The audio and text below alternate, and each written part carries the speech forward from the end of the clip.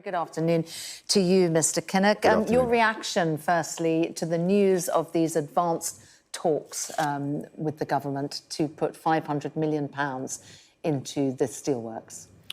Well, of course, any investment in our steel industry is very welcome, and the Talbot Steelworks in my Aberavon constituency is the beating heart of our economy and of our community.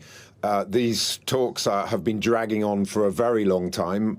The assets in the Talbot Steelworks, some of them are aging and reaching the end of their life cycle, so there is real urgency in getting these talks over the line and getting the deal done. But I have to say that some of the briefing I've seen seems to be talking very much just about electric arc furnaces, but there are many technologies that can provide that route to decarbonisation for the steel industry, such as hydrogen, such as direct reduced iron, such as carbon capture and storage.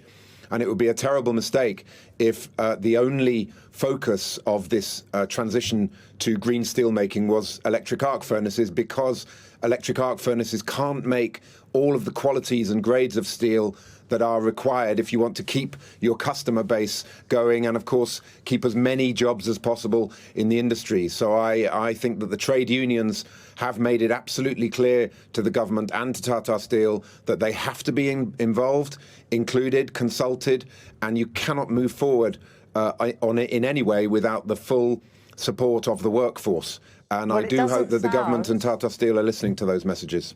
It doesn't sound, does it, like there's any guarantee about the jobs there?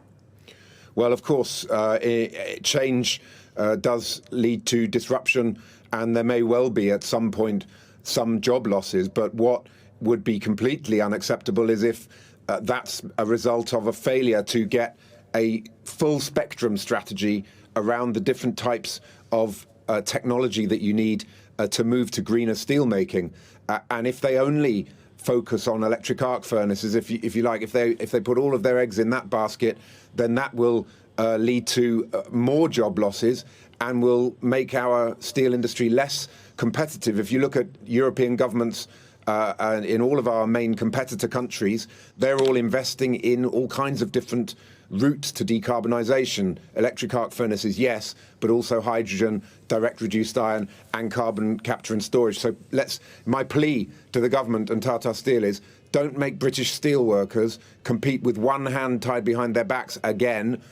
Don't fail to make the investment that's required to ensure that we make that transition to a greener steel making, but whilst keeping our customer base and keeping our plants viable and competitive. Well, imagine the cost of not doing anything, both in terms of the huge job losses that there would be, but also in terms of the impact on our climate change targets, because we need steel in this country. Are we going to import it from countries like China, which have very, very dirty and carbon-intensive steel-making processes? And just think about our national security. Do we really want to be a country that has to rely on other countries, often with quite hostile governments, for making a foundation product like steel, which underpins everything in our economy, from the cars that we drive to the houses that we live in, the offices we work in?